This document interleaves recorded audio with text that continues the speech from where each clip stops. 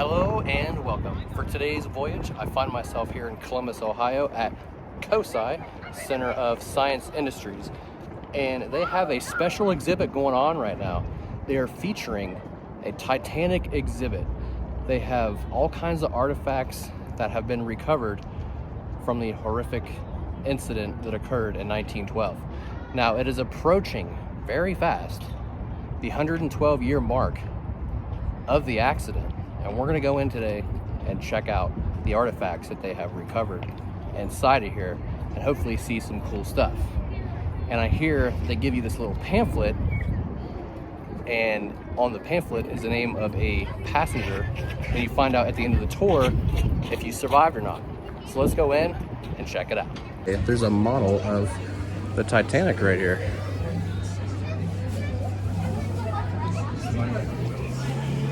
Legos, made of Legos.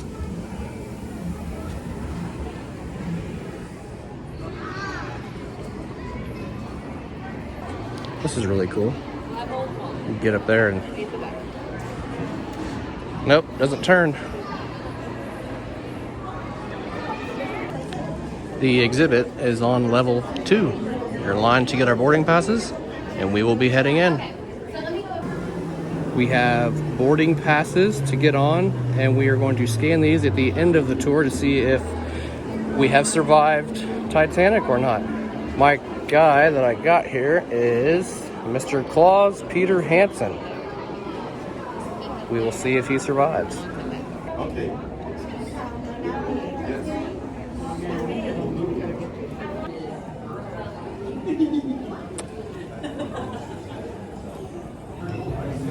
And here we go.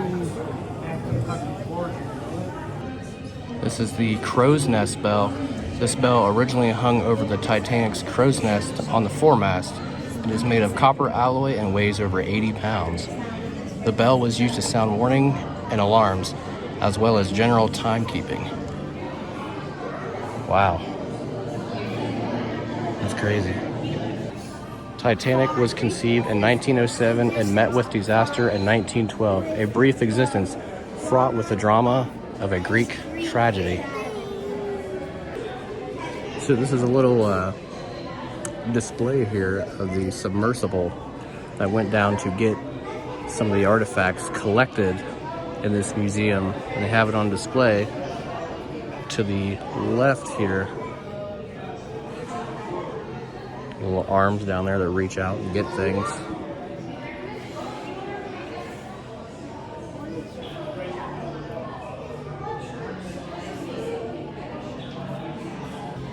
They recovered a bunch of these au gratin dishes. These are what cooks use to prepare meals. They would have been sitting at the tables.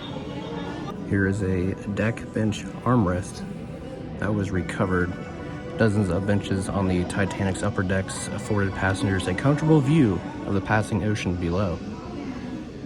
And there it is. Here is a couple of stock pots that were recovered. It says these were equipped to prepare over 30,000 meals during the crossing. Such a vast amount of food called for pots and pans of exceptional size. And I just noticed this too, that behind each of these glass cases, there's 3, and there's pictures of when they were recovered here. The stock pots right there. The armrest. And then behind the plates is a picture of what they look like underneath into the sand. Up here it says the RMS Titanic was lost at 2:20 a.m. on April 15th, 1912 and discovered on September 1st, 1985. For 73 years, she lays lost and alone over 2 miles beneath the surface of the North Atlantic in freezing waters where the pressure exceeds 6,000 pounds per square inch. Wow. Right here is a little in memory of Paul Henry Nargulet. Hopefully I'm pronouncing that right. It says here that he led 37 manned submersible dives to the wreck of the Titanic, and one of the reporters asked him why he visited so many times, he said, all the dives I did, no one was the same because we never saw the same thing. And each time it was a new experience. And unfortunately, on June 18th of 2023, his 38th dive, he was perished at sea with him and 4 other passengers. Standing in the corner here overlooking the first main room that you go to, I couldn't help but to notice the wall here. Got all these little rivets with little bolts and stuff. It kind of feels, definitely feels rough. You can see the little bolts along the wall there.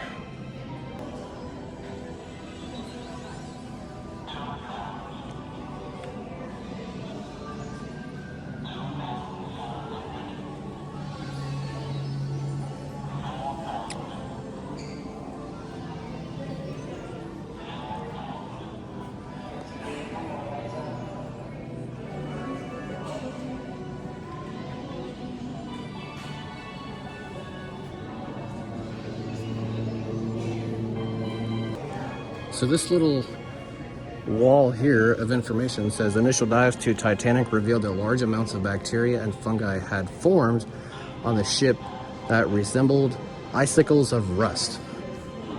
They were subsequently referred to as rusticles. So if you come here and you feel it, it feels really rough and it kind of looks crazy of what would be rust, algae, bacteria, and God knows what else on this wall. I think it's crazy that they have this little display. Well, it's not little, it's rather large.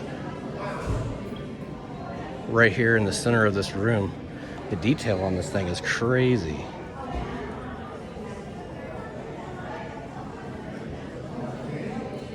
This right here is a porthole frame.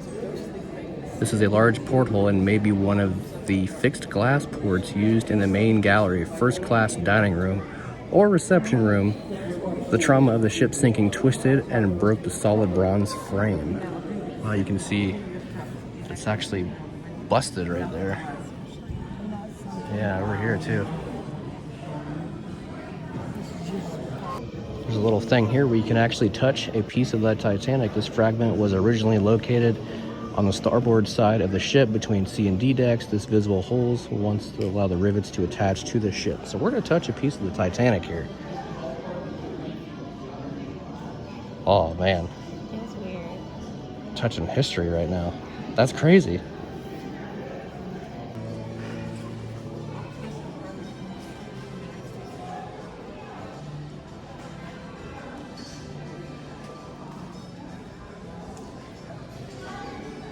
Coming into more of a history room here, if you will. This guy right here is J. Bruce Ismay. See if this talks about him a little bit. Yep. The beginning of the 20th century was a time of optimism and progress. At a dinner party in the summer of 1907, J. Bruce Ismay, chairman of the White Star Line, and Lord William Parry, chairman of the Belfast shipbuilding firm, and the Harland and Wolff conceived a plan to dominate passenger travel on the North Atlantic. Lord William J. Parry. So this guy and this guy came up with the idea of the Titanic. Check out these tiny little people on the top of the ship.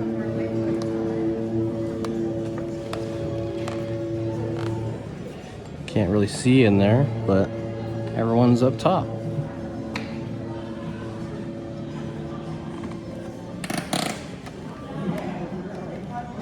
This is a turnbuckle. The brass turnbuckle was used to tighten the chains that secured the lifeboats to the boat deck while they were not being used. Little thing right there. And this is a fitted wrench. Upon hearing of the boiler room's damage, all of the Titanic's engineers, even those off duty, return to their posts. They will labor for the next 2 hours to save the wounded ship. Most will not survive. So they use that. So each of the 4 funnels on top of the Titanic were fitted with a set of whistles, but only 2 sets were functional. They were to be attached to the forward funnels. Unlike later ships' whistles gave off a loud buzzing noise, Titanic's whistles were organ pipes operated by steam from the boilers. These are what they would have looked like. There you go.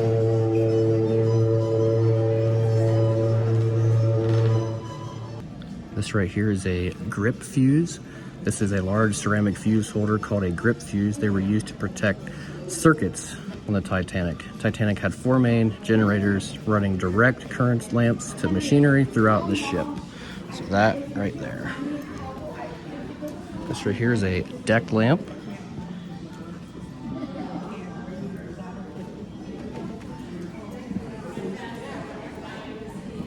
And this is a electrical switch.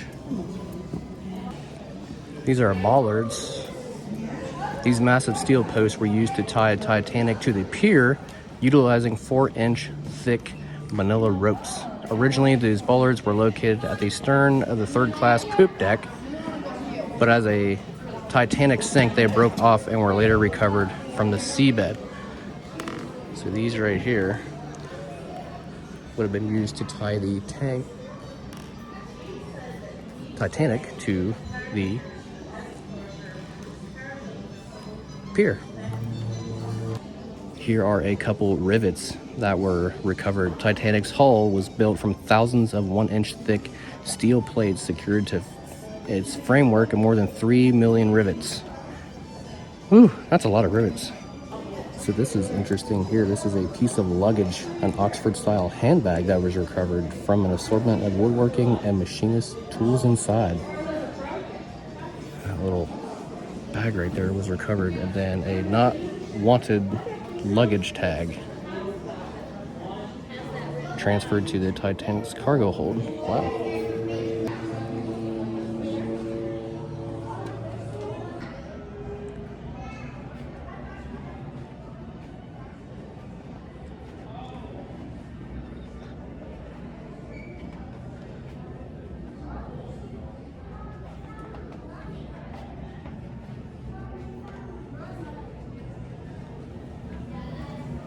Here we have a couple things, an oil lamp and a burner. This typical domestic kerosene lamp possibly belonged to a passenger immigrating to the United States.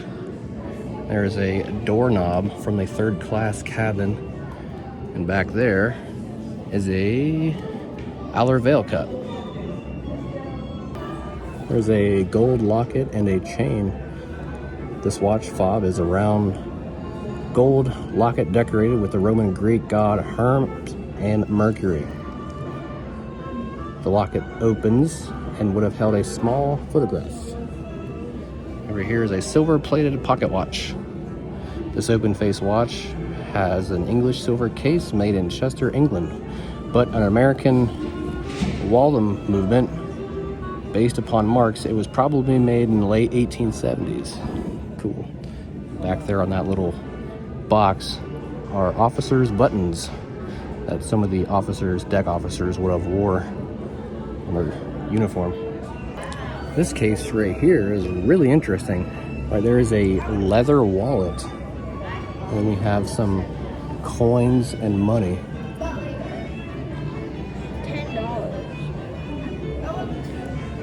Here's a wall of more notable people, I guess you could say, of who's who of the world's most influential people, the wealthy and sophisticated. Among these names, Guggenheim, Strauss, and Astor. And it tells you a little bit about their history and who they were. So basically anybody who was 1st class was really, really important. So this case here is the formal attire case, if you will. There is a lion and fox tie pins back there on the square case. To the left right here, we have green enamel and gold cufflink and stud set. Those are really cool. And to the right is a silk bow tie to complete a passenger's attire. And here are some dishware, if you will. Sauce boat in the back, silver plated butter dish, first class candy dish. That's a really cool candy dish. Serving spoon. What is this? Floor tile. Wow. Soup spoons. First class silverware. Silver plate, dinner forks, and a flower vase. Here's a third class cup, saucer, and soup bowl. Right there. Decanters. Second class plates and bowls. First class creamer. Even then they drank coffee back then. First class tea. A cup, a bowl, saucer. Gonna kind of stand off to the side here, but this is a replica of the grand staircase, the famous grand staircase. People are coming and going inside this little room here and getting their pictures with the staircase here. Wow, looks really well done. Check it out. This right here is an original bedpost. We got a wall sconce back there, a light globe, gimbal lamp, chair tie downs. That's crazy.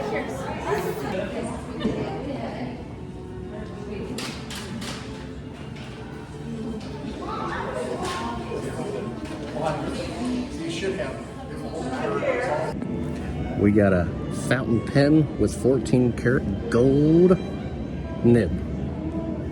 Postcard of the Old Weir Bridge, built in the 16th century, which connects the upper and middle lakes in Killarney, County Kerry. Okay. Back there is a postcard from Australia. Here are some things that could have been found in a passenger's room. There's a couple brushes, figurine of a shoe, porcelain pot with decorated roses, silver box buttons and cufflinks over there. In the back we have a watering can, porcelain pitcher, and a porcelain ladle. Those right there are a hot and cold water bath valves. And then a third class toilet, also recovered, and a chamber pot.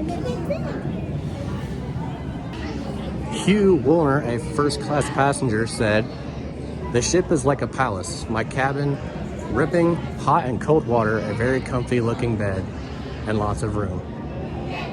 This is what it would have looked like.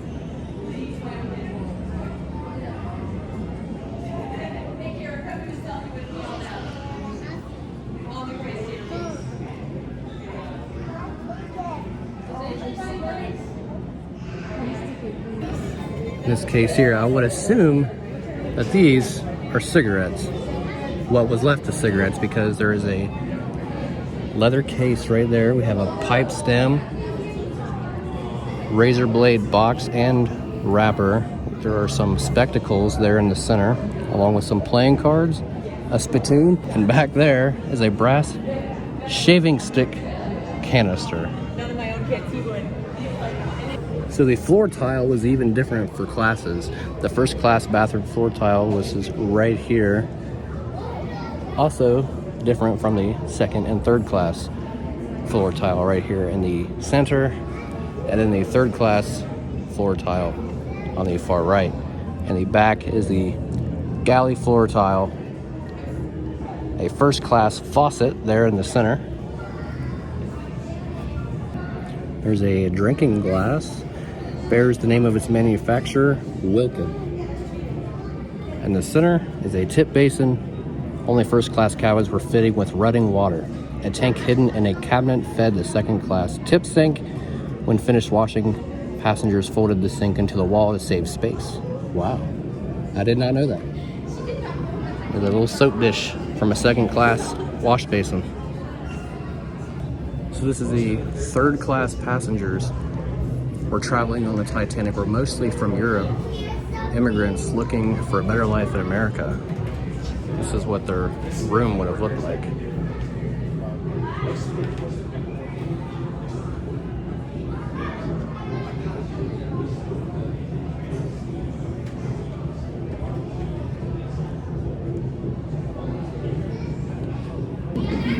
A man's work boot was recovered. Made of leather and has a faint splash of red paint on the side. I guess you can kind of see it a little bit. Back there is a valve identification plate. One says main, the other one says aux. Down here is a fire hose fixture. And to the left is a telegraph handle. The boiler rooms. Titanic's hardest work was done in her boiler rooms. Deep in the bowels of the ship, 159 coal-fired furnaces heated Titanic's 29 boilers, which created enough steam to power the ship's electrical plant and turn Titanic's propellers, which pushed the ship through the sea. Now it's a little dark. This is what they would have looked like. People using shovels and whatnot to throw coal into each one of these. Here is a thing of coal and fire brick. Thousands of pieces of coal litter the Titanic's debris field. The ship carried 6,000 tons of coal, both to power the vast boilers and fire cooking in the gallery on its first and only voyage. Wow. This is a watertight door shaft. Deep within the bowels of the Titanic, 12 watertight doors sealed the bulkheads, which separated the watertight compartments. Which there's that there, it would have looked like this.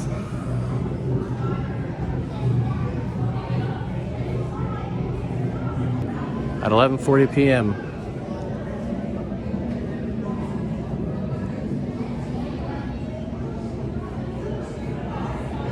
We're getting closer and closer to the iceberg.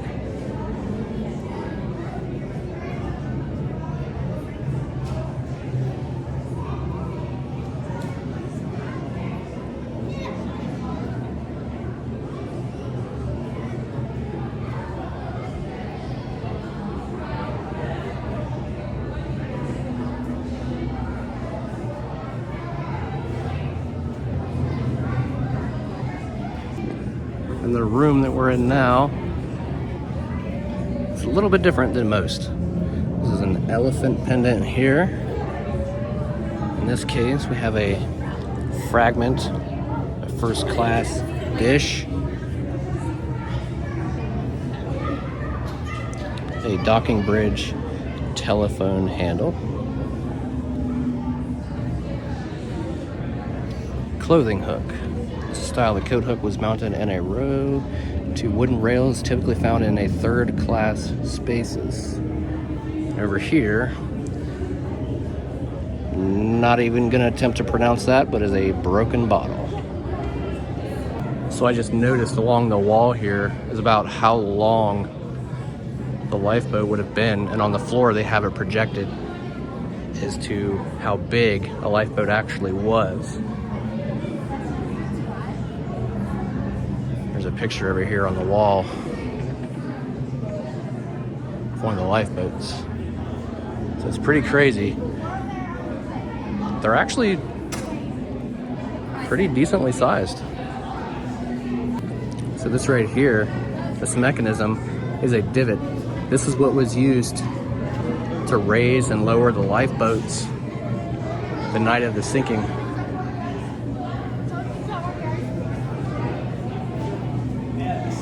There's a pair of binoculars here recovered.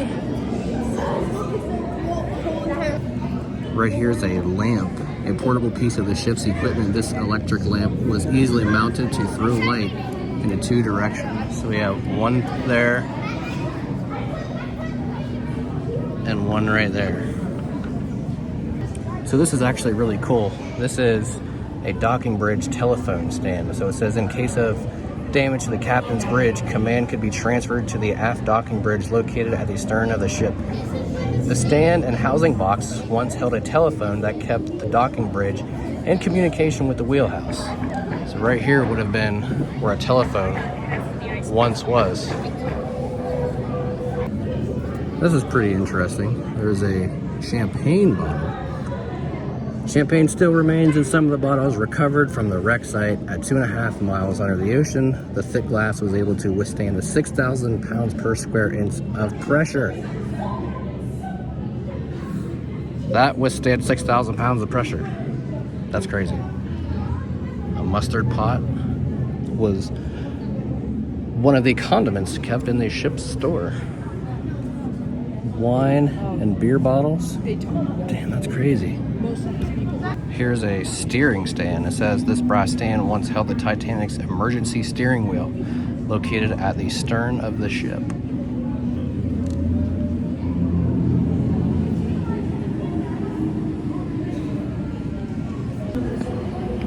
They have a little display here to the right, and they want you to feel what it looked like that night of the wreck. I have this little bit of an iceberg right here, and you can touch it and feel how cold it really is. Keep your hand on there for as long as you can. It's really cold, and I like how they have lights lit up in the back because of how dark it was out at sea that night. Here's a megaphone, one of two megaphones normally used for docking commands. This megaphone could possibly have been used to coordinate launching the lifeboats on the night of the sinking. So this room here is where we find out whether or not we lived or we died on the Titanic. We're in line waiting. The kiosk is right over here in this corner.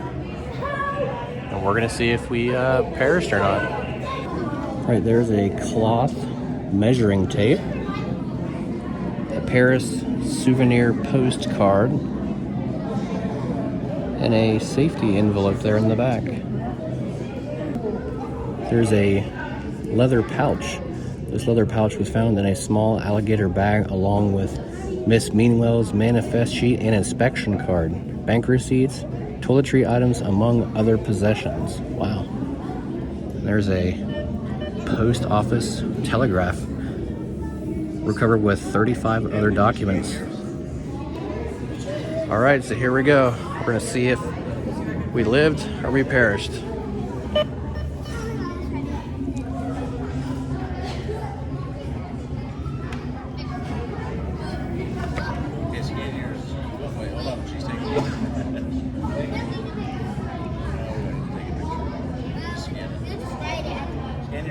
Ah,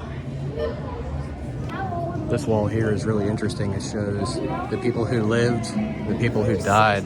The first class passengers were able to save 199, but lost 125. Second class passengers, 116 saved, 168 lost. Third class passengers, 181 saved, 529 lost. And the crew, 209 saved, 701 lost. Wow. Here we have socks and a shirt collar. This pair of socks and shirt collar were among the personal effects of William Henry Allen, along with like the pants and the vest. Same case here. Stamped upon the collar are the words special quality and the Duke 16.5. Pair of gloves. Wow. This is a Ceylon stamp. Hopefully I'm pronouncing that right. Ceylon. Then a receipt from Thomas Cook and Son, back there in the back, and a French perfume seal. This is a New South Wales coachmaker's journal, right there in the back. Wow. A postcard from a visit to an ostrich farm in Pasadena, California, was mailed to Howard Irwin while he was traveling to Sydney, Australia. And back there are tool handles recovered from Howard Irwin's trunk. Here's a postcard, likely unused, collected as a souvenir of Edgar Andrews' travels. Over 50 unused postcards were found in his recovered luggage, along with a towel.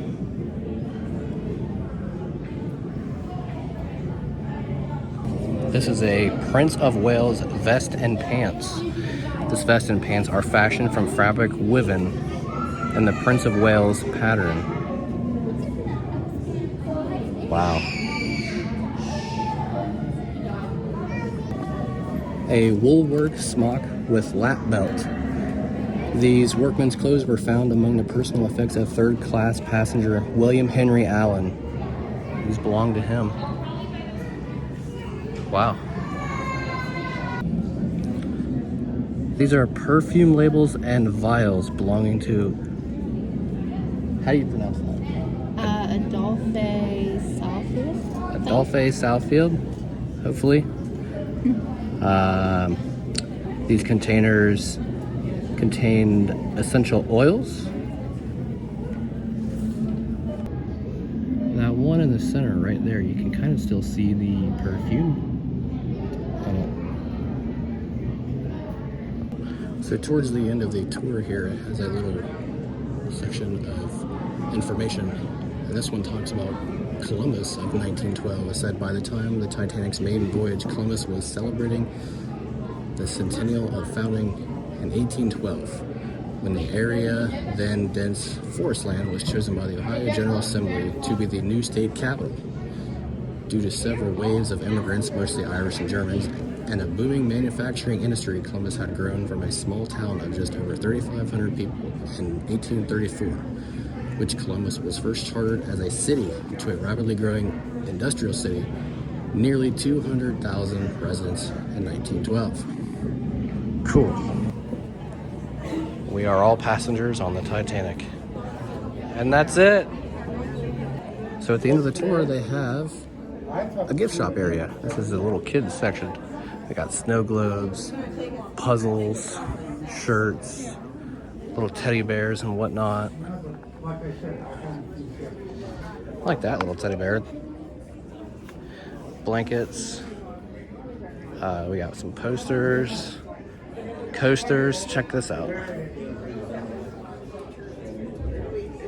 Ooh, that's intense. Pencil toppers, pencil cases, shot glasses, picture frames, more shirts. Check this out. That's really cool. More hats and shirts. More snow globes. I kind of like the hat. This is the teddy bear I like. Looks like a little captain in a way. Like that. Some more shirts, a hoodie, jigsaw pieces, more cups, tea bag holder. This is like a squeak toy, a little bit.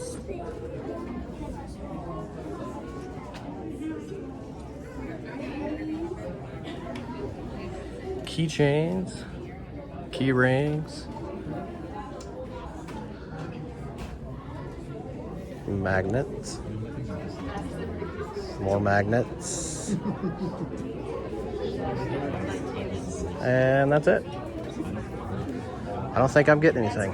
We're gonna head out.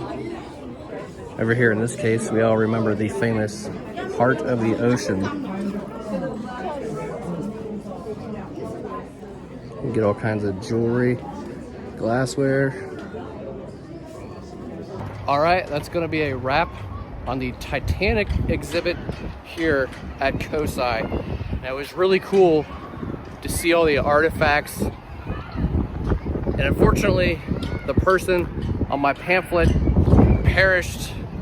That sucks. But it's really cool that Cosi decided to put this on.